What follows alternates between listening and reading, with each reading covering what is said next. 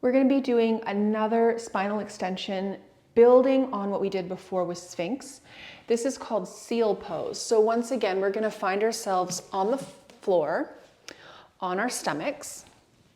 We're going to find that tilt with the pelvis that grounds the pubic bone, tucks the tailbone down, neutralizes the low back a little bit. We're going to bring our hands out front and out to the sides a little bit, kind of off the corners of the front corners of your mat. We're going to place our hands on the floor, full palm and finger pad contact, and we're going to begin to lift up into seal. So this just gives you a little more height compared to Sphinx. And we're still just pushing away from the floor, creating space through the arms, through the shoulder joints, space between the tops of the shoulders and the bottoms of your ears. Chest is forward and your gaze is just slightly ahead of you.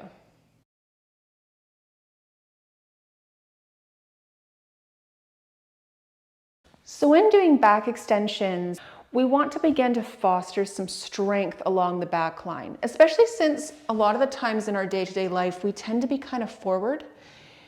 We don't as often hold ourselves back. And sometimes that lack of a habit of engaging ourselves and being strong in an upright position is what makes being upright start to feel really uncomfortable or fatiguing after a while.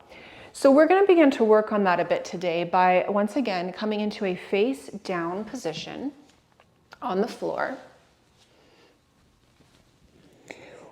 We are going to have our arms down along our sides. You can rest your forehead on the floor. I'm going to keep mine up because otherwise my mic will get muffled. But what we're going to do is we're going to lift the head away from the floor, and we're going to begin to lift the legs and the arms away from the floor. Now you can do this in teeny tiny stages. You don't need to lift very high at first, but over time you can slowly lift more and more of your thighs and your chest off of the floor. So there is going to be some work happening through the glutes because they are extending the legs up behind you. You're going to feel engagement across the upper back as you pull your shoulder blades back. And you're going to feel all along your spine too that that's working as well. You can take breaks whenever you need to and just make sure that you breathe. I personally find that being on my tummy and then lifting up, I wind up holding my breath or wanting to be on an exhale when I'm up, and then I'll come out of it to breathe, and then I'll lift back up into it again. Depends on what you're comfortable with. But ultimately, doing a few repetitions of that every once in a while can be a really great way to start strengthening those back muscles, which is only going to make holding your upper body upright in pigeon a little bit easier with time. Okay, so now we're going to take that quadruped leg extension movement we did, and we're going to add a bit more strengthening to it, okay? So we're going to start off in this table position. We are going to curl the toes under of one of the feet. We are going to slide that foot back. It's still in contact with the floor. And then we're going to lift that foot. Okay, put it down, slide it back in.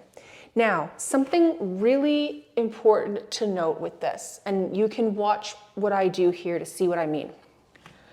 We're not just going to lift the foot as high as possible just for the sake of it and lose all other integrity. So what I mean is, I'm going to have my toes curled under. I'm going to slide the foot out, knee is straight. I am not going to go as high as possible and wind up having to arch through my back or tilt off to the side or dip my hip down. I'm only going to lift my foot the height that I can manage, where I keep that flat tabletop shape through my spine. I don't lose my balance. I don't start tilting my whole body. I don't start bending my elbows, right? We're taking baby steps here. That's the whole point of this series. So we're gonna curl the toes under, trying the other side. We're gonna curl the toes under from tabletop. We're gonna slide that foot back, still in contact with the floor, knees straight. Take note of the shape of your body and your balance right now, the shape of your low back. Begin to lift that leg into the air with control. And if things start to move, shift, bend weird to try and get that foot as high as possible, don't go that high. Keep it a little bit lower. That is where we're going to begin strengthening those glute muscles to lift the weight of that leg behind us in extension, which again, for people that sit a lot, we don't always have our leg out back a lot. So it's a good way to strengthen your leg anyways, but it's all going to benefit that back leg in pigeon pose.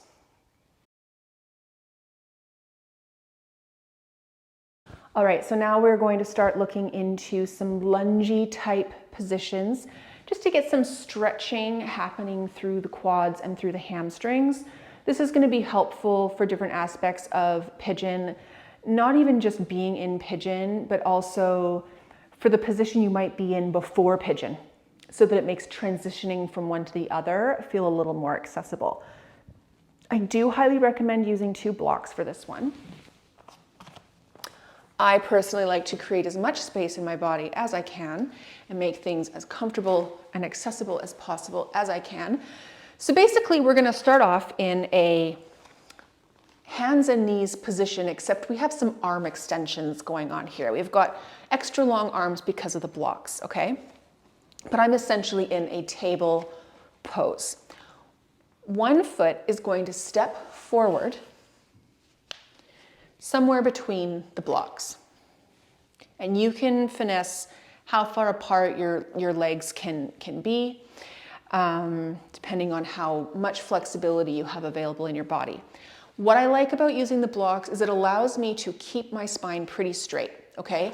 I'm not having to hunch and curl down to get my hands to the floor. That's the main joy of the blocks for me in this posture. And we're just going to use them like extensions of our hands. We're going to walk them forward as we come into kind of a low lunge, like this. So this is going to be stretching out the quad or the hip flexors on the leg that's behind you, which is going to be helpful for the leg that's behind you in pigeon pose. Once again, we've got the front leg doing something totally different in front of us, so that is also very much in correlation with pigeon pose. And then we're going to start to use the blocks. We're going to walk ourselves back, putting our weight back onto that back knee, and we're going to come up onto the heel of the front foot. Place the blocks wherever you need to, that your weight is still kind of now over the left knee, the back knee, and your hands on the blocks. And this is where we're going to get a nice stretch through the back line of the leg that's in front, okay? And what I really like to do, because sometimes just holding a stretch for a long time is a lot, I really like pulsing in and out of stretches. It allows you to get that lengthening and that stretch, but it also gets more movement happening and lubrication through the joints. So I like to pulse in and out. It also helps foster the ability to transition between different funky yoga positions, which is important if you're going to do a yoga class. So just for fun, let's switch sides. We're going to come back to our funky, I could almost call this a giraffe table pose. And we're going to walk the other foot forward between the blocks. Shift that weight forward, nice long spine, open across the shoulders, feeling that stretch through the other hip flexors and quad on the new back leg. And then we can walk the blocks back, coming up onto the heel of the front foot. Your weight's over that right knee or back knee and your hands, feeling that stretch down the back line of the leg that's out in front of you. Okay, and we can pulse in and out, or you can hold it if you prefer holding it.